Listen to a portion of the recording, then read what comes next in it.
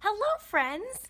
I'm back! It has been a while, but I am finally going to tell another story. It's going to be highly entertaining, I hope. So I guess I'll just go right into it. So, I was going on my first road trip ever. First road trip by myself.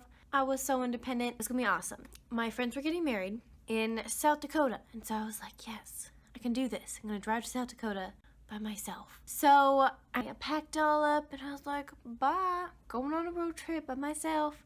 I go to the gas station, gas up, and get all the essential snacks for road tripping and all of that.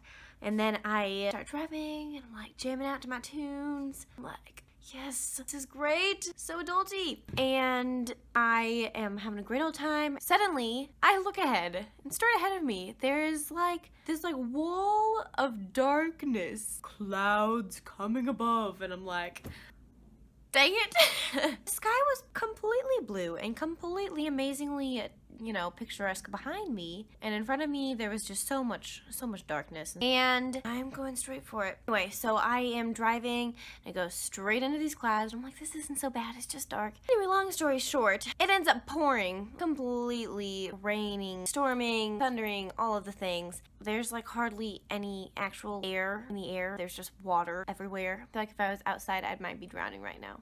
There was a lot of rain, and the windshield wipers were like very fast. I was just like turning up my music. This is fine. So it actually ends up raining like most of the rest of the way there. I'm like, this is fine though. No, this happens on road trips. I can do this. This is just a mere speed bump. It's hardly a speed bump. It's like a speed twig on the road of my success to completing my first road trip by myself. And so I get through the storm. I'm like, yes, this is great. I'm already in the state of South Dakota now. This is gonna be great. And so half an hour from my friend's house that I was staying with, I'm out in the middle of nowhere in South Dakota, and I lose service.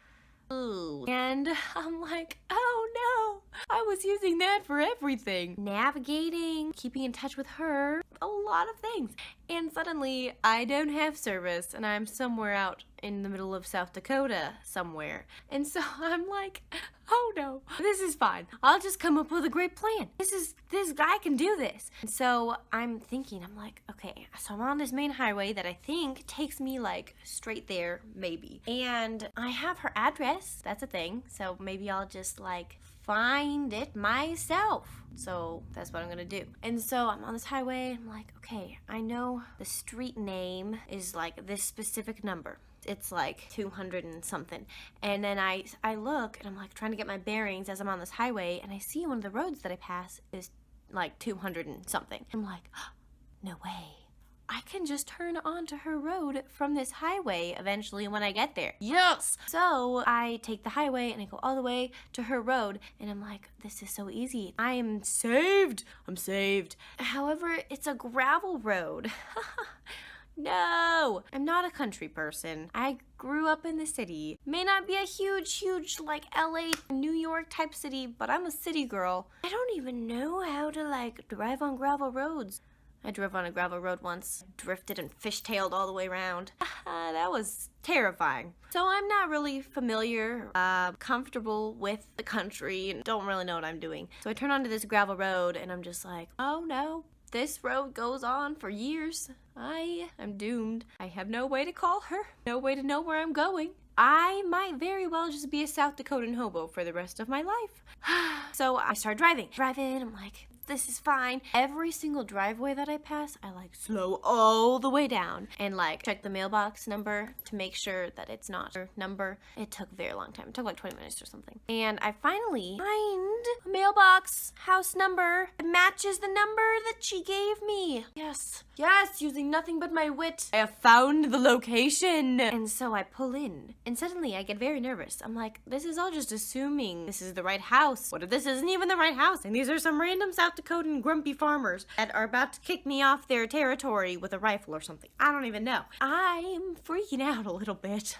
I'm normally like a very extrovert, bubbly, hey, I love to meet everyone, but I was terrified. So I pull in to this random farm, like their entire farm, with all the buildings and the four-wheelers and the whole shebang. And I open my door to get out, and I'm suddenly bombarded with 5 farm dogs. Oh, they've got flies all over them. They got muddy paws and they just jump up on me like we're best friends or something. They get mud all over my nice, fashionable city outfit, and I got scratched and I got dog slobber. It was terrifying. Not to mention, it was not just one, it was 5 of them. And so I just get back in my car and I just close the door and just start rethinking all of my life choices. I think I need a new life plan. I can't do this. I was not expecting that. These were not even nice little house pets that are Pomeranian that's ding.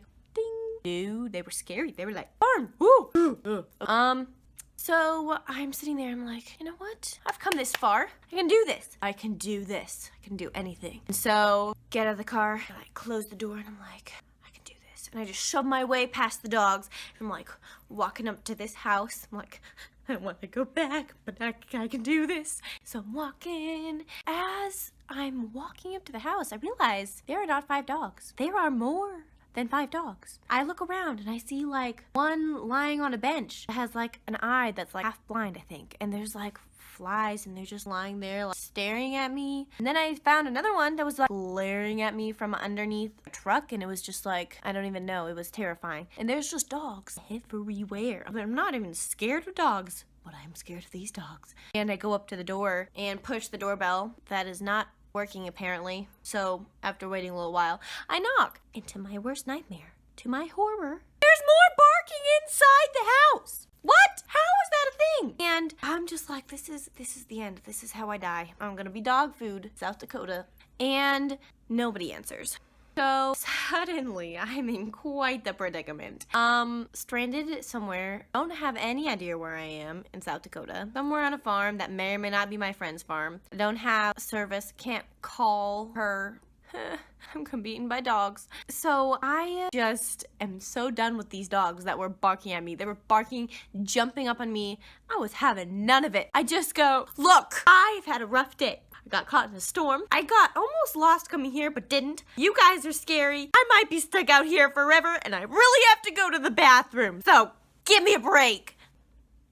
I literally said that to the dogs. And it worked. I don't know. They just sat there and they were looking up at me oh, sorry. And then I think we just became best friends, because after that, they just kind of followed me and were my pals, helping me through this tough time of my life. And so I'm there's no one else here. Nobody can judge me right now. So I start pacing, okay? Trying to think of a plan. I'm pacing their entire farm. And as I'm coming up with this plan, I'm talking out loud to myself, actually to the dogs who are now following me. I've got an army of 7 dogs following me, just loyal companions, as I'm walking around this whole entire farm, talking to myself about how I'm gonna be stranded here as a hobo forever. In the middle of this, I hear the rumbling of a gravel road. I'm my salvation. Who is it?